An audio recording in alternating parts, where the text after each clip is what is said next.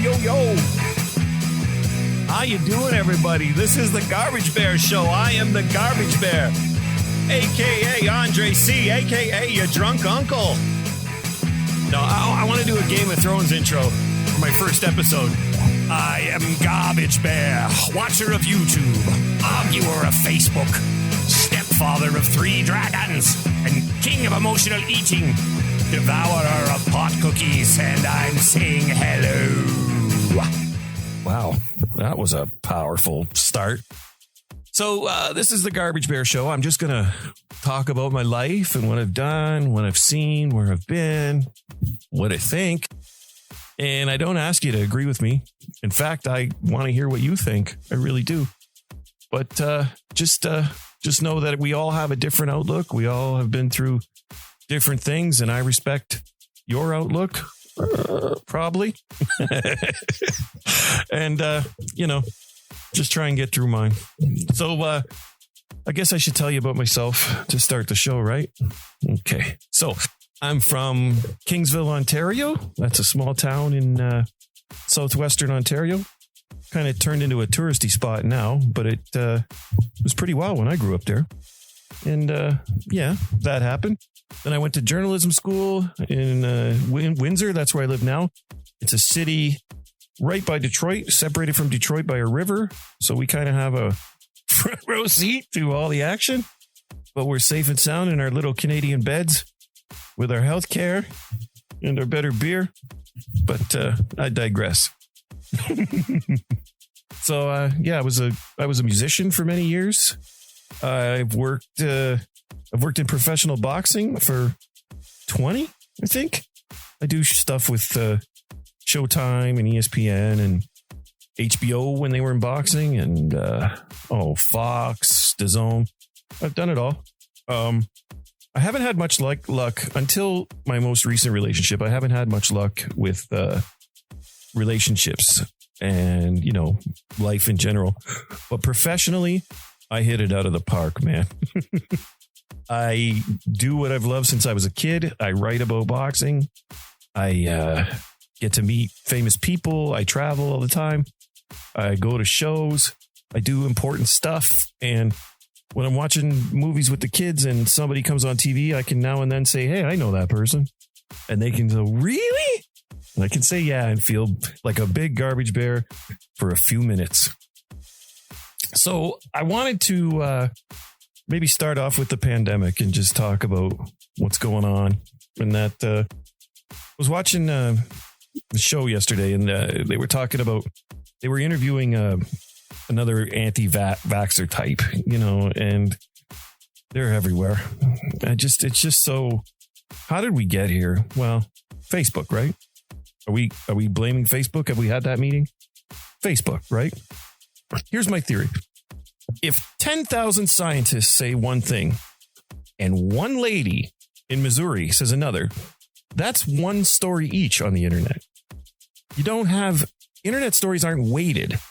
There's not like a wind that blows harder when it's more important. That lady and her quotes are going to be just as important, or just going to seem just as important as a story based on what the scientific consensus is for all things, for the vaccine, the virus, the mutations. And I got bad news. We're not getting out of this until a lot of you knock it the fuck off. And I'm sorry to speak that way, but you got to stop this whole denying science and all that shit. You got to stop. You got to. We're never getting out of it. And this virus is getting better and better at mutating. It's practicing trying to kill us. While you fucking people, a lot of you, are reading Facebook bullshit and coming up with your own medical opinion that you're not qualified to have. And you're putting it on your kids, and you're endangering everyone around you. And I know it's the age of narcissism. Narcissists don't give a fuck. And, reality TV, all that shit has really made narcissism an interesting trait, a favorable trait, something that makes you more interesting, to be a fucking pig to everybody. And that's the times we live in. And I know how old I sound right now. It's just the changing ideals, changing values, you know. I think that kids nowadays, tell me if I'm wrong about this one. Kids nowadays seem more mature than we did back then. I did some insane shit that I can't picture a teenager doing nowadays. I've been in convenience stores naked. How's my voice? Going to a convenience store naked. I'm telling people this. I'm fucking okay. Yeah, that's all right, isn't it? Yeah. All right. So back to the pandemic there. Have you noticed your health has slipped? You know, I have a sedentary job where I don't do much, and the pandemic pretty much took away everything I do socially. And my health is for shit. You can hear me breathing. I'm cutting out a lot of because I can't even walk upstairs right now. I got to get back in shape, man. The pandemic fucked me up, and it better not have shortened my fucking life. Although, you know, I'm 300 pounds, 300-pound man with a history of hard partying. I don't know, you know, I don't know if the pandemic needs to get in on this one. Probably be dead anyway. Fuck. 52, living on borrowed time. I know, you know, people say, oh, that's young, but if you die at 52, they don't say, you know, he was too young. If I had a heart attack right now, it'd be, well, he had a good life. And I did, you know, but I want to live a lot longer. There's still things, there's so much to accomplish. I mean, I just got my head on right, sort of. I just became 60% normal with thanks to the pandemic and all of the time I had to think about things. I stopped drinking. Okay, I'll go through it. When in Kingsville, when we were kids, there was no internet. There was nothing to do. So we partied. Every Friday and Saturday night, we'd party. You know, I never used to be much of a pot guy. We would drink, or sometimes we'd take acid, and that would be our night because we were young kids, bored, silly in a whack ass town, trapped in our own little worlds because there's no internet. And so we would party, but I, you know, attached it to my social life. I attached drinking to a lot of, you know, things. A lot of bad feelings would go away with sweet mother tequila. That was my drink. I was in a band, you know, for many years. I mentioned that, and there was one bar that started paying me in tequila. Like, that's how bad it got. So they would pay me in pitchers of tequila. Like, that's how bad it got. And then I started passing out during shows, and you know, there are some musicians out there that have a right to be a little upset, and I've got a right to be upset with them too. But fellas, you know who you are. And yeah, the drinking on stage was unacceptable.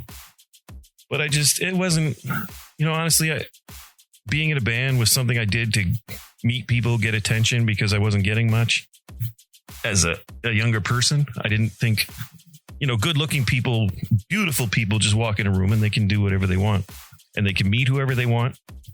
Well, being in a band allowed me to swim in much deeper water than I belonged, than my fucking big ugly ass ever belonged.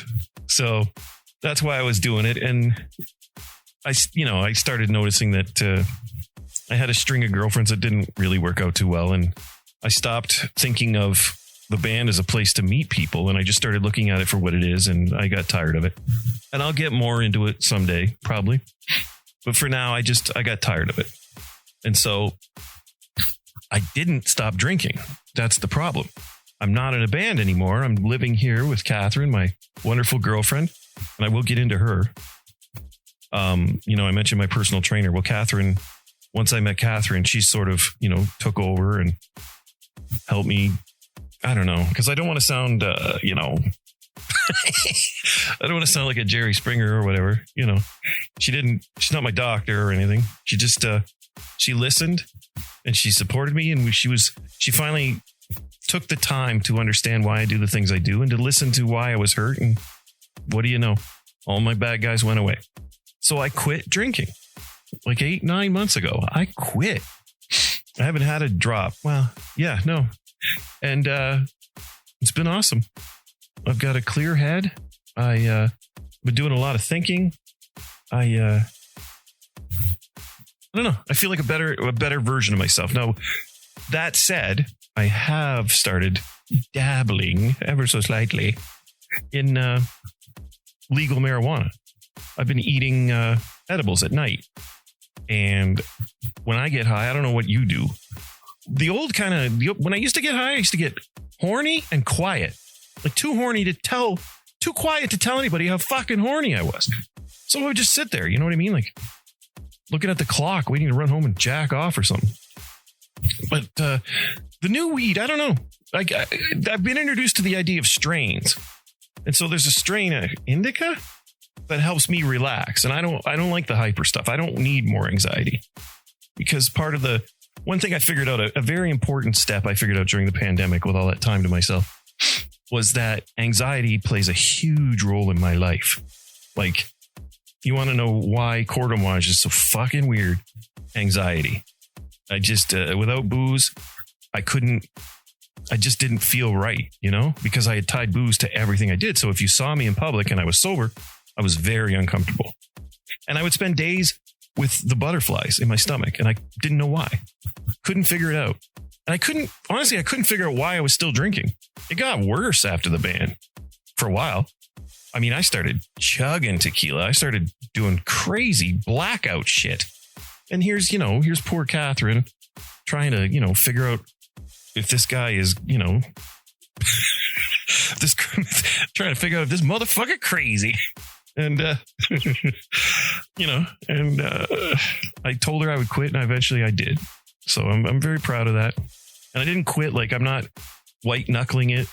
I just, I eat my cookie at night, and I think about life, and I think about things, and I think about what I've done, and I think about what other people have done, and I just put it away, and I forgive, There's a lot of people that I would have loved to have punched in the nose a year ago. And now I just, we're just all living life. And I don't blame a lot of people for the picture they got of me because of the way I behaved and the people.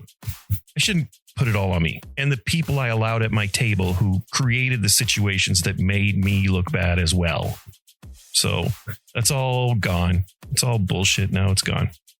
And I'm just a more relaxed version of myself with 52 years behind me. And I'm looking for a new direction, a new thing to do, a new thing to be passionate about that doesn't involve tearing up my liver and my home life and my social life.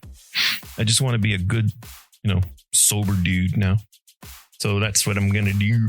Oh, and I started doing a wedding DJ because, being in a cover band, I was a singer in a cover band. And one of the things a singer in a cover band, the main thing really is picking songs, is reading the crowd, what they want to hear and in what order and what will work next. You've got them all up dancing. If you play the wrong song, it's going to empty again. The momentum is going to be gone.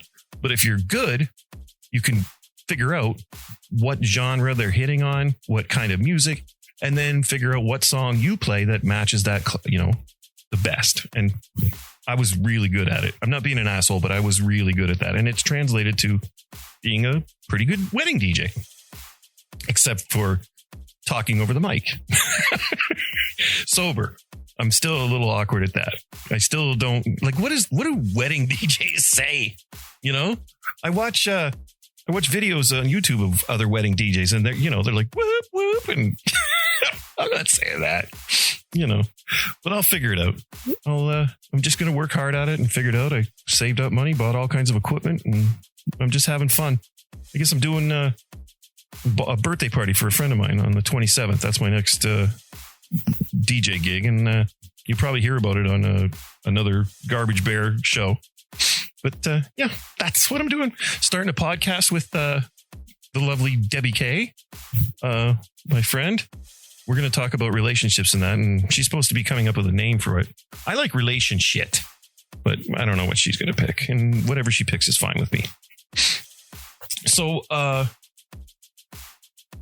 yeah, anxiety. Sorry. I had a little bit of 52 years old. I'm starting to short term. I forget what I'm talking about halfway through a sentence. Anyway, anxiety.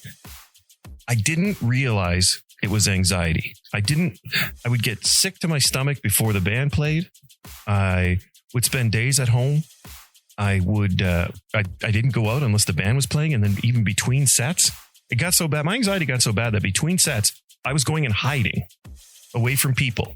And then I would only, jump back on stage when the set started again, so that there was very little interaction. And I was just this guy inside myself on the stage, working out my anxiety demons by going absolutely crazy, because I knew how I was going to feel Monday morning when I woke up sober. I had a lot of things on my mind and a lot of things that stressed me out, and just anxiety was just tearing me apart. So I took to legal marijuana recently, and I'm just telling you, it's changed everything. I was drinking to spend 4 hours away from that pain, that feeling, it was the hangover, which got longer and longer, was worth it, because I was going to spend a night having fun and being me who I would be if I hadn't made all these mistakes, if I hadn't, chosen people to surround me, and if I hadn't chosen to be the person who I am. I was just the best version of me, and I would meet people and I would charm the shit out of them, and I would, but then they'd meet me sober and they'd go, "What's wrong?" Everybody thinks something's wrong. It's not wrong. It's just that I'm sober and racked with anxiety again. So I catfished you a little bit there. But what did you think? A 50-year-old still playing in bands? What do you? I'm not to say that other dudes playing in bands are fucked up or whatever. Some of them are, some of them aren't. But I was a 50-year-old Peter Pan standing there. I'm trying to meet girls. And then I'll never forget. One day I was just standing there wrapping up my mic cords. I should say that when I was a lead singer, I'm very proud of this. I don't have a great voice. You can hear how nasal and I sound kind of like Bare Naked Lady guy, or Kermit, whatever. There is some Kermit in there. The Garbage Bear has some frog. Anyway, I didn't have the best voice, but man, did I put on a show. I don't know of another singer I saw, on the amateur level or the cover band level that would go as crazy as I went. I mean, you just never knew what I was going to do. I never knew what I was going to do. Now it helps that I was piss fucking drunk every time. But I'm proud of the show I would put on and how crazy I would go. And I don't know where. See, I just did it again. Where the fuck was I going with that? I'm going to have to check the tape. Oh, this is where I need an Ed McMahon to say, "You were talking about her." Oh, so pod has really helped with the anxiety, and it's, in turn that has helped because I'm not constantly thinking about that. I have time to think about other things and work out other things, and find forgiveness for some and seek forgiveness from some, and 52 years old and things are finally coming together, which I know is boring and probably, you're probably reaching for the fucking dial right now. But yeah, I'm kind of a happy dude, for the most part. Okay. So I went and checked the tape. I was telling the story about standing on the stage rapping chords, and I had just spent 4 hours going absolutely insane for the enjoyment of the listener. And I was standing there rapping chords, and I was watching all the people in the bar pair up and, go home with each other and that, and make new friends and talk, having all the fun in the world. And me, who had just given, a big piece of me, probably lost a year of my life doing all that craziness. I'm just standing there alone, rapping chords. And I went home alone that night. I got McDonald's on the way home, and I just went home, and I then it hit me. You ever have one of those moments where just the light comes through the ceiling? What the fuck am I doing? What am I doing? So that was the beginning of the end. And, a few months later, I just left. And that's what happened with the band. Thanks for asking. Yeah, I had a story I wanted to tell about being in a band. This is one of my favorite stories about it. Relates to, me not looking like a lead singer, or I don't know, whatever the fuck. It's just a funny story. there was a fella by the name of Bob. He owned a bar in LaSalle called the Pilot House, and it's gone now. Don't look for it; it's not there anymore. But Bob would throw this party every year on a barge in a place called Crystal Bay, which is like a party cove for boaters where they tie their boats together and they have giant parties. So Bob gets it in his head to rent a barge and put on concerts once a year. And he invites all the local bands to play. And so my band ended up playing. This would be like 1993. My band ended up playing. So we're on this stage and there's thousands of boaters. I mean, as far as the eye can see, there are boats tied together. It's like a real concert. And I go bananas. I'm putting on a show. I'm running around. It's the only time I've ever taken my shirt off on stage. I don't know what the fuck I was thinking. Probably just, drunk as fuck. And so I tear off my stage like I'm fucking Axl Rose. Axl Donuts. And I'm running around and I put on this great show and the, beep, beep, and the crowd cheers. And I was so proud of myself after the show. So, the following week, I ran into a girl I know, a really pretty girl. I had a crush on her at the time. And she said, yeah, I was there. I saw you guys. It was awesome. I loved it. Oh, my God, that was so fun. But when you guys are playing, who was that fat chick with no shirt on running around? Yeah, that was me. She was too far back to be able to tell. And it was me. I was the fat chick running around. So, yeah. So, Vince Neil, I wasn't, I guess. That's just an unfortunate reality. Hey, you know what I want to do? I haven't tried these yet. Let's see what we got on these pads. This is the Garbage Bear theme song that you heard at the beginning of the thing. This is Mr. Paul Kadarian, Mr. Terry Thompson, and this other guy. This is my old band recording a song I wrote when we were going to open for Jackal. It never happened. Jackal with a Y. It never happened because they couldn't get across the border, but we had been asked to open for Jackal and we were asked to write some original songs, for the show. So I hurried up and wrote a bunch of songs that, I thought were pretty good. And this is one of the ones that we actually got to practice live and I managed to hit a tape. So here are the Sellouts in 2009. I don't know, around there somewhere. Yeah. Oh. You know where you are? Wake up, Maggie. I think I got something to say to you. Yeah. Pretty rocking, right? And then it goes into this, I don't know. I wrote the song. This is a piece of Andre history. This song's about doggy style. There's your artistic genius at work, doggy style. It's called Right Behind You, but I never recorded it. This is probably the only piece that'll ever make any sort of public appearance. Yeah.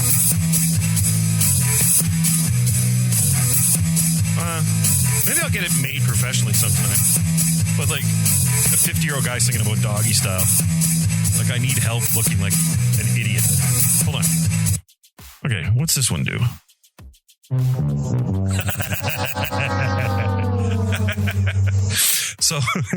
So the next day I run into this sexy girl I had a crush on and she said, "You guys were great, but tell me, who was the fat chick running around with no shirt on?" Okay, what's this one do? Oh, yeah. I'm a wedding DJ. Yeah. Party people say, hey, oh. Yeah. Oh, I could use this one. Yeah. All right. What's this baby do? Thank you, everyone. Thank you. I accept this award on behalf of all podcasters who just started. What's this one do?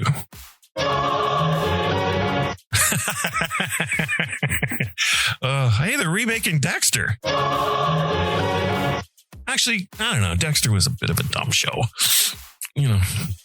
If the world in Dexter lives in were real, there would be 4 serial killers on staff at the Miami Police Department alone.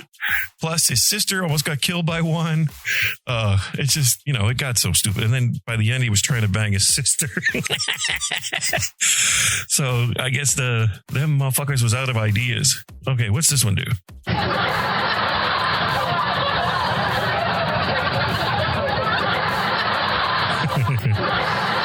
Oh, you can hear it looping.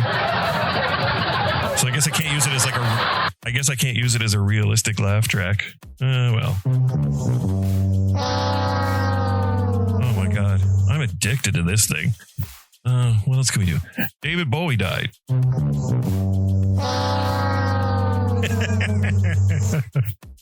Oh, that's awesome. The governor of Florida isn't letting people wear masks, and COVID is running crazy in his state, and people are dying. So let's just hope that motherfucker get voted out. Yeah. That was pretty cool. All right. So this is another. If you're listening and you've got kids, teenagers, this is one thing I've noticed about teenagers. And believe me, I live with 3 of the best kids I've ever met. All the kids I raised were all, I was close with all of them, and they were all good kids, and they still are. But these 3 I'm raising now, they're great kids. What are they? 18, 16 now, and 14.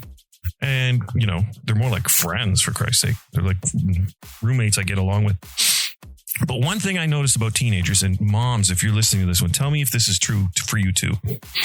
You ever notice that a teenager will know exactly whose fault it is if it's not theirs? If someone did something, or if there's even some complex issue that would take an arbitrator to solve, a teenager will know right away. Well, no, you should have never done this because it caused all of that. And even though this person reacted poorly, you started it because of what you did. And they are experts at pointing out fault until it's theirs. And when it's theirs, it's, I don't know. All of a sudden, they are 3 blind mice. No idea anything has ever been their fault ever. And I just think that's interesting, the way that blindness sets in as soon as you get caught doing something. But if it's to your advantage, then, you're an expert you're a forensics expert. And I just think that's, part of growing up and part of shedding the narcissistic self of childhood. Because, when you're a kid, you only think about yourself because you're basically almost helpless and you need to. But as you get older, you start to develop maturity and self-confidence, and, you should develop empathy and the ability to, figure out when you fucked up, which is probably should be the official title of this podcast, Figuring Out I Fucked Up. But overall, I find, I brought this up earlier, but I find that teenagers are more mature than we were. And I've got a theory. The internet. Because we never had examples for what, responsible, cool teenagers are like. We had our own language. We used to call everything small for some reason, and we were going to rock you like a hurricane. And we had all kinds of our own slang in Kingsville, our own language. I wrote it all out one time. It was huge. It was an entire dialect, that existed only in one town of like 3,000 people in the early 80s. Well, nowadays, kids can find an example of anything on the internet, and they can look up like what are successful kids doing? What are kids headed somewhere, into and acting like? And they've got a lot more examples for how to act. And I think it's showing, because I just think I will tell a teenager, one of the teenagers, something I figured out emotionally or some insight I've gained. And they'll look at me like I've got 3 heads. Like, yeah, I know. You know what I mean? Because they've been exposed to other ideas. They're coming up with the information we didn't acquire till we were about 25. They're coming. It's just a fact of life. Now, that is leading to some of the outer edges of the things they believe. Like, they see a safe space. They see admitting, that they've got mental health issues or something. They see that as brave and strong. And, I do too, I guess. But we were taught, people my age and even a little bit younger, were taught to see that as weakness. Admitting, and like the middle kid, he's a skateboarder. He's a good guy, Mason. Yeah, you'll meet him. He's a great kid, but he'll say stuff like, oh, I don't like the smell of this candle. And it's one of my favorite lines to say to the kids all the time is, do you know what would have happened to you if you had said that out loud in Kingsville High School in 1986? Because it's just times have changed and it's just become okay to be, admit who you are and admit your problems and that. And I admire it. I really do. And I'll catch myself reacting like a 1980s wanker to something, and then I'll think it over. Like the first time I saw someone kneel for the national anthem, I was like, you motherfucker. Even though I don't really subscribe to a lot of human borders and limitation that I'm like you guys. I try to ignore as much of the system as I can because it's just a rigged bullshit. Because what are boundaries but lines drawn by rich people to put us on different teams? You know what I mean?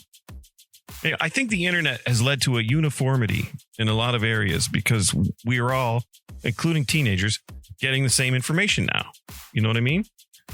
Instead of relying on culture and social customs and norms of, whatever geographic area you live in, now anyone can access, what teenagers are like around the world.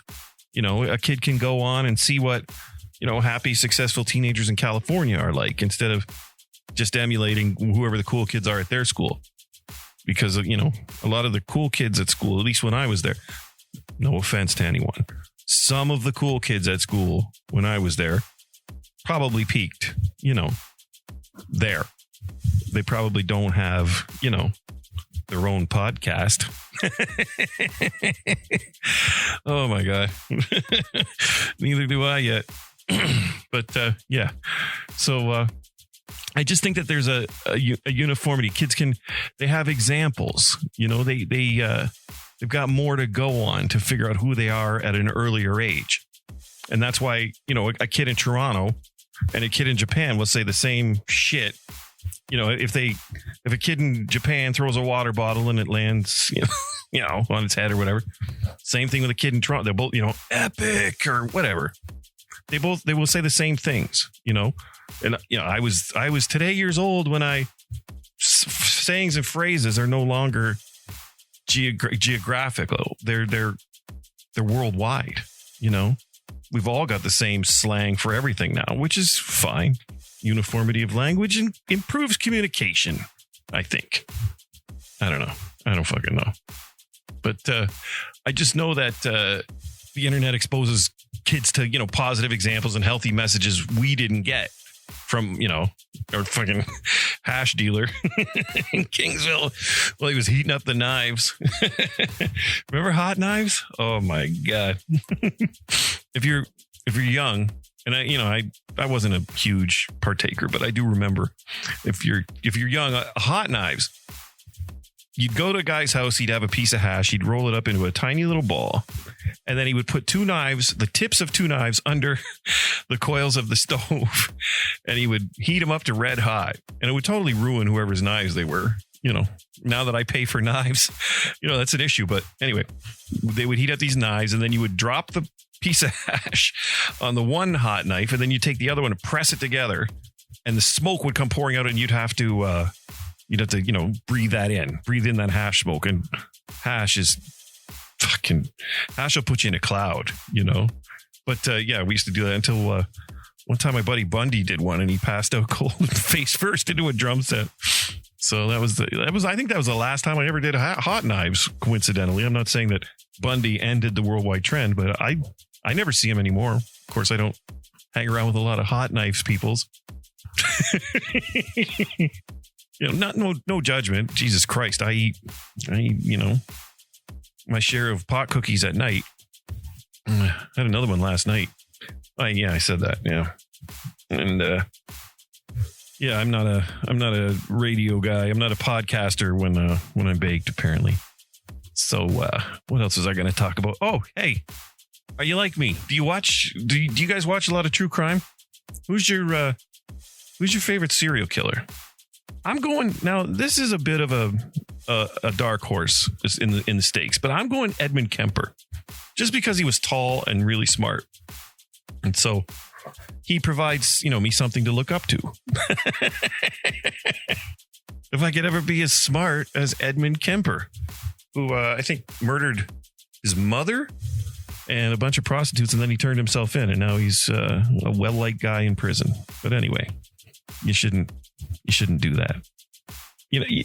Again, I talked about the age of narcissism, the age of sociopathy too. Maybe you would find it fun to play God and take someone's life, but who the fuck are you to have the right to take someone's life? It's your pleasure is worth more than all of the experiences and knowledge and all the things that person would go on to contribute to our world. Your little fucking playing with your little fucking wiener in your van is more important than, it's just, so sociopathy is running rampant too. But yeah, just get off my lawn, okay? All you little fuckers, get off my lawn. So okay. So I'm watching True Crime the other night, and it was James Holmes. You remember that guy? The one that shot up a Batman showing in Colorado, like 10 miles from the Columbine. He did this 10 miles from Columbine High School. He walked into a midnight showing of Batman, and he shot, 17 people, something like that, and he injured like 70. He had a gun and a shotgun and he just these poor people watching a movie, and here comes fucking fuckface, and he just shoots them because, girls don't like him or whatever the fuck, whatever they come up with. Well, he was mad because he wasn't getting his way at school. I think teachers and that were, he was missing out on opportunities because he was too weird. And I guess, like any normal person, his decision was to kill everyone, not, improve your social skills. Just go fucking kill everyone. So there is no society. And that's what old James came up with. But anyway, James was, I don't know if you know this, James was like the 5th best player at some video game, like Minecraft or some shit, World of Warcraft. He was the 5th best in the world. Did you know that? I'm not bragging. He's, it's not like I'm proud of him. But yeah, I didn't know that. And I didn't know that he was a neuroscience student. And he talked about, he actually did presentations on, certain things. You can Google this shit. And James, when he's not, before the mental illness had taken him completely, you can see there's a person in there. There's a personality, and he's talking. And he described an experiment where they would lie to people over and over again about how long a second is. And you had to hit a button when the second was up, and they were telling them that, 200 milliseconds was a full second. And so the people would get very used to the idea that a second is, beep, beep, beep, beep. And so that would become their perception of a second. And they would, maybe they change the duration to 2 seconds, and it would actually be only 3/4 of a second. And they lied to them so often, and this became such a pattern in these people's minds that when they went back to using real time and showed them what a second is really like, it felt so long to them. They didn't even believe it was true. And I just think that that's why so many people seem to live in a different reality nowadays. Like to seem to have I don't know. I've only been alive for if I mention my age one more time, I'm going to fucking anyway. I've been alive a long time, and I've never seen a world where so many people have like their own reality, their own set of facts, their own history. Hitler was a liberal, and yeah. So they've got their own. It's because they have been lied to for so long, and it has become a recognizable. When they get out into the real world, it's distorted and it feels wrong because the world that they've been condition to see, to feel, to think they live in has become their 0 point, their set point. And I think that's what's going on. I think that there's so much untruth available, from corporate influences and I don't want to say that it's just the right wingers, because believe me, if conservatives weren't so fucked up right now with, QAnon and just, oh my God, if they weren't having rallies at a dildo store to talk about how, they they didn't lose the election. If conservatives were normal, there are some conservative policies I do believe in. I got a reputation on Facebook as some crazy liberal, but if they would just knock it off and go back to, principles of fiscal responsibility and to everyone, carries their weight. But, let's not even get into critical race theory and the disadvantages that some people are born into that we as white people don't, it's not the idea that if you're white, you're guaranteed to have a good life, but it's the idea that if you're white, you don't have to contend with certain things that a brown person would have to every day of their lives. Do you know what I mean? So I know I go off on these tangents, but just stay with me. Okay, here, take a toke of this. Or I'm always watching on Instagram. I'm always watching Get Shattered. That girl D, and she takes these monstrous bong hits. Like I'm the Cookie Monster lately, but I don't think I could take even one of those hits. So D, fuck. And she lights the thing and she sucks it, and then she pulls the top off, and all of a sudden the water goes and it takes like 2 seconds, and then she blows out a fucking factory worth of smoke. And then just keeps going with her Instagram video like she's not fucking, you know what I mean? Like her DNA didn't change to Bob Marley with that last toke, I don't know how she does it, but I'm fascinated by it. I love her videos. Get Shattered on Instagram. I love those videos, and I don't know why, but I just do. I'm winding down now. Hey, this wasn't so bad, right? You having fun? It wasn't so bad. I thought, I don't know. I mean, I'm not great yet or anything. I got a long way to go, but I didn't think it would go this good. So thanks to everybody who's made it this far. I really do appreciate it. I want to leave you with, I was going to talk about Christina Applegate having multiple sclerosis, Kelly Bundy, and how all of my heroes from my age are now starting to die and get old. And, it's time to say goodbye to a lot of, the people who were the staples of my, whatever identity I developed as a younger person, like Gord Downey. If you're not Canadian and you're listening, Gord Downey was the singer from the Tragically Hip, which is a Canadian band. And Canada doesn't really have an identity, a cultural identity. We're kind of like watered down Americans a little bit, or nice Americans. We're, I don't know, like a politer, a little bit more Britishy version of Americans. And that's, we don't have many things that make us Canadians. There's jokes and maple syrup, and I probably say too much. But the Tragically Hip and their music, and if you ever listen to it, it's smart. And the lyrics really, especially the lyrics, Gord Downey's lyrics, really bring out a feeling of what it's like to be a Canadian. And, the music's like expansive, and there's some longing in it, the same longing you'd have driving down the 401 for hours and hours to get to, the next big city from Windsor, where it gets, if you jump on the 401 from Windsor, that's our, the equivalent of an interstate. There's shows about it. It's craziness, that road. But if you jump on the 401, you'll notice that the further you get from Windsor, the more Canadian-ish people get, the more, because, the problem with Windsor, another problem with Windsor is that people in real Canada, quote unquote, think we're Americanized. We're too American because of how close we are to Detroit, and some of our values and ideals, to them are American. I don't know because I can't know what I don't know. That's how I grew up. So I guess I'm kind of American. But anyway, watching Gord Downie pass away a few years ago, that was, the idea that when you get older, you hit a certain point, the world is not yours anymore. And your values and the things you think, are written in stone are no longer true. And it's a hard adjustment,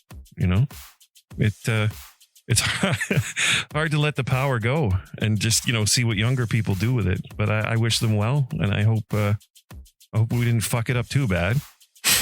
But, Gen X didn't do a lot of this shit. Gen X had a lot of that shit done to them too. So, I stand in solidarity with you, my centennial brothers and sisters. But you got a challenge in front of you, but I think you'll do it. I think you have access to enough information. I think you're growing up mature, more mature than we were. And I think that's going to, lead you to some higher thoughts and some great answers. And I look forward to seeing what young people are going to do with this world before I kick off, before I go to puppy heaven. Hey, did I tell you, have I mentioned, by the way, that I'm dieting?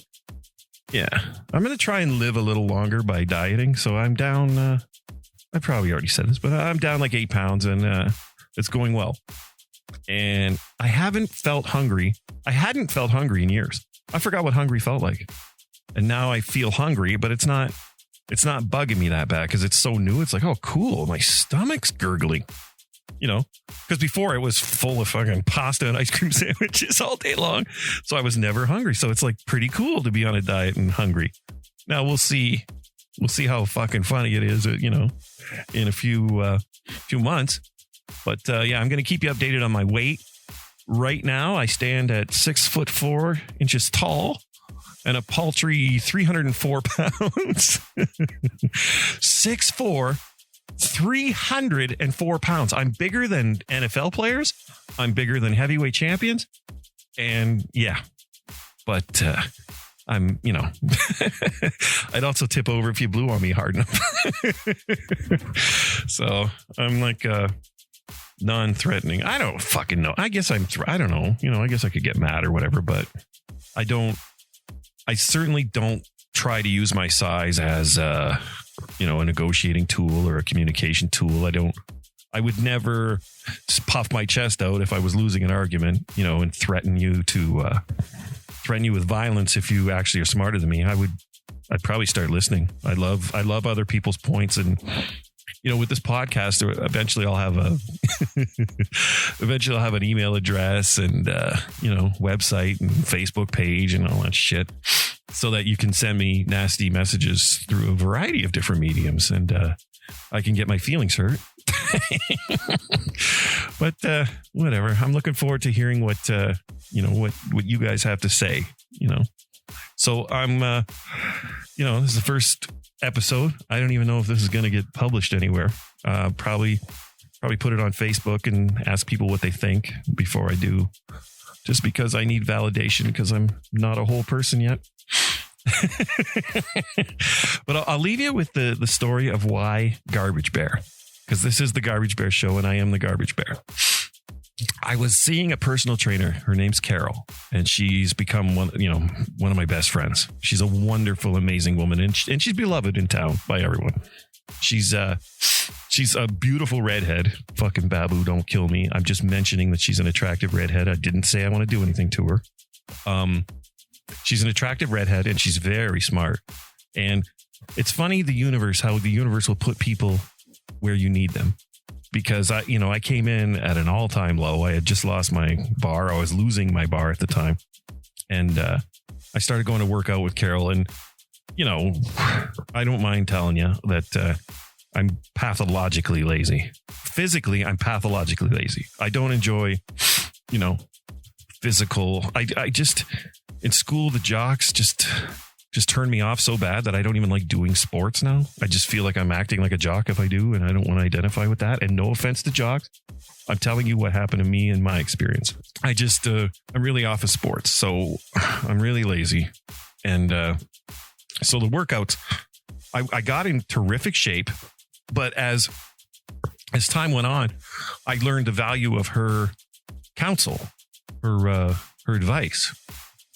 And so it got more and more like our sessions became more and more, about the head than the body. And we'd go for walks and she'd talk. And a lot of times she talked me off, figurative ledges, or settled me down enough to get me through, till the next time I could go work out. And this is before Catherine came around. Catherine took over and has also done a wonderful job. But I just want to send a shout out to Carol, my, ex-personal trainer and dear friend. Well, one time I was remarking about how I'm not getting, I'm not becoming a body beautiful person under her care, under her training. But that's my fault. It's my fault. I was laughing because of how lazy I am. I've seen her change people, completely. I've seen her, metamorphosize others who worked a little harder physically. But I was telling her how I feel. And I said, I look like a bear that eats garbage. and I do. And I'll have pictures up sometime, but that's where Garbage Bear comes from. I look like a bear that eats garbage, and I am a bear that eats garbage, but I'm a bear that is fixing things and feeling a lot better. And I just wanted to share some of the things I've learned with you. And I hope I've done a decent job of that. Sorry for any opinions that, you might not have thought was, great. But that's too bad for you, because you probably got opinions I don't like, but I still gonna like you, unless you are into shitting on surfboards or something. Oh, wrong button. Unless you're into shitting on surfboards.